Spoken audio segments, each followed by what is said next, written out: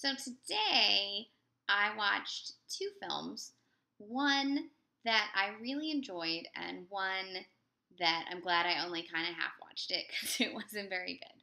The first one was directed by Dick Powell, as in actor Dick Powell, and it's what I'm going to call a atomic age noir, sort of like uh,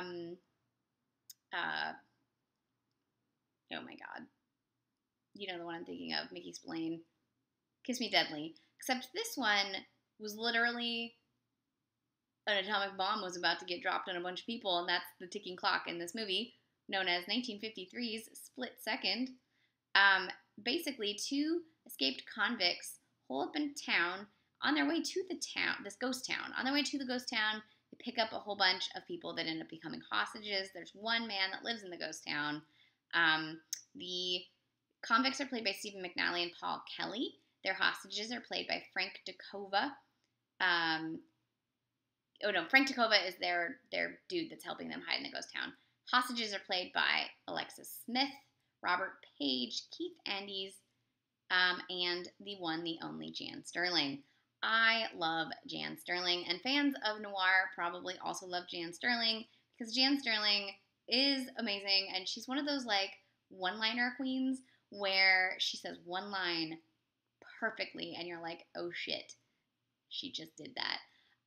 She had one of those lines in this movie where I was like, wait, did I just hear that? And I had to like rewind it a couple times, and then I took screenshots because she's amazing. So basically, they hole up in this ghost town. They find out that they're about to do an atomic bomb drop, their test. So they need to get out of Dodge, but they're waiting up for somebody, and they think they're going to make it in time to leave. They're waiting because they're trying to get money from Kay's husband, Kay being Alexis Smith, who is on her way to Reno with her lover to divorce her husband, but they're going to, like, get money from her husband for her, and she's a terrible person.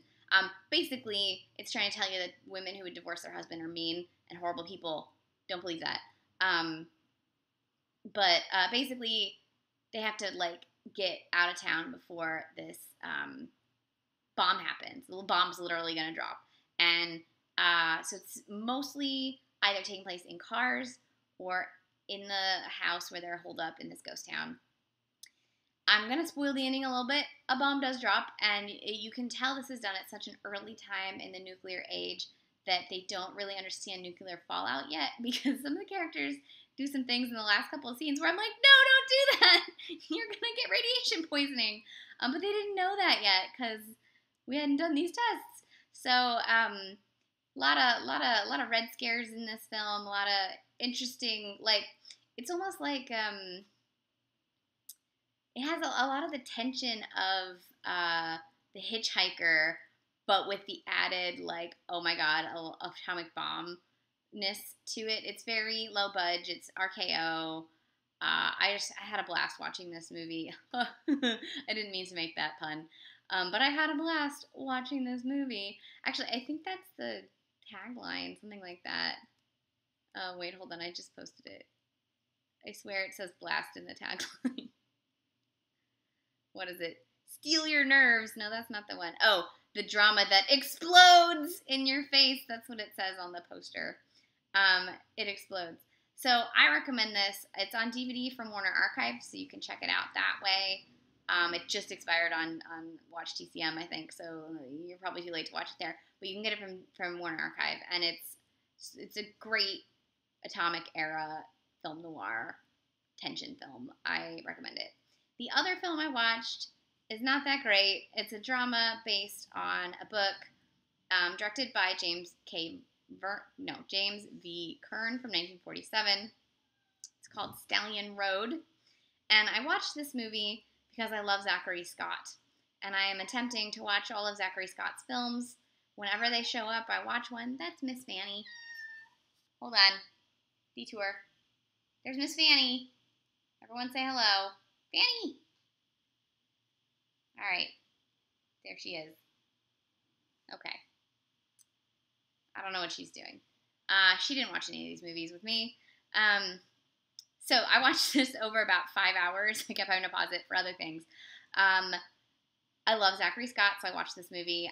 I think either if you're a Zachary Scott fan, an Alexis Smith fan or Ronald Reagan, the actor, fan, watch this. Otherwise, and there's not even, for a movie that's about horses, there weren't very many great horse moments. So basically, Zachary Scott is a writer. He comes to visit his friend who is a vet. They're in California. He's trying to get an idea for his new story. He meets horse breeder Alexis Smith. He falls in love with her. Alexis Smith is already in love with Ronald Reagan. This is going to cause problems. There's horses that drown. There's children that, like, are betting on horses, which, like, what? Wait, hold on. What is happening? What is she doing? Okay. There's, anthrax scares. There's all kinds of stuff happens in this movie. It's ridiculous. Zachary Scott picks a girl up in a bar, and as far as I remember, that thread didn't ever go anywhere, and I'm like, what? That was a good moment too, actually, with Angela something or other. Angela, she's not somebody I've seen in many things. Oh, come on. Angela Freeman, what was it? My computer doesn't want to look it up. Hold on, we can do it this way. Angela Green. She was good. She was a good B-girl. This movie's a mess. If you love Zachary Scott as much as I do, which you should, seek this movie out. Otherwise, I don't know. It's already expired on Watch TCM, and I'm not sure if this is on a Warner Archive. It might be because it's Warner Brothers. We can look that up. It was originally supposed to star Alan Ladd and ended up starring Ronald Reagan. And he's not a bad actor. It's just hard to watch Ronald Reagan in anything, to be honest. TBH. And Alexis Smith is very Alexis Smithy in this movie, if you know what I mean. But Zachary Scott is great, and he never gets the girl.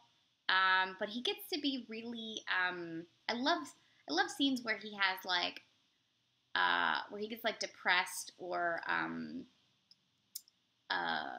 like goes to a bar and goes on a bender. Like that happens in a lot of his movies, and he plays that really well.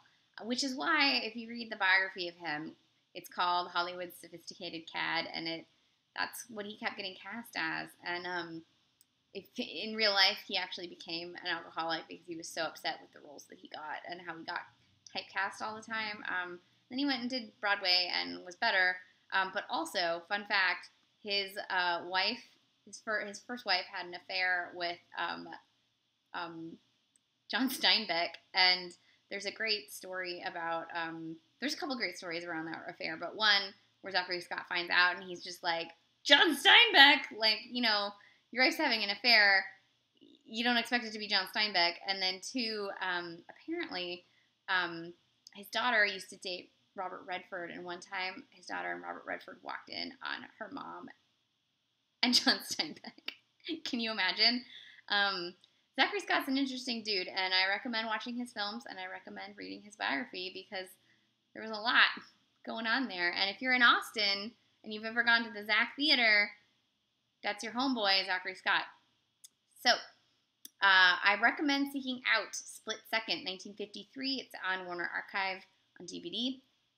Stallion Road, if you love Zachary Scott or you're listening to me about why you should love Zachary Scott, check this movie out. Otherwise, take it or leave it. Even if you like horses, I don't know if I would recommend this. It's not a great horse film. Those were my movies. I'm about to go watch some Powell and Pressburger films because you cannot go wrong with Powell and Pressburger. Have a good night.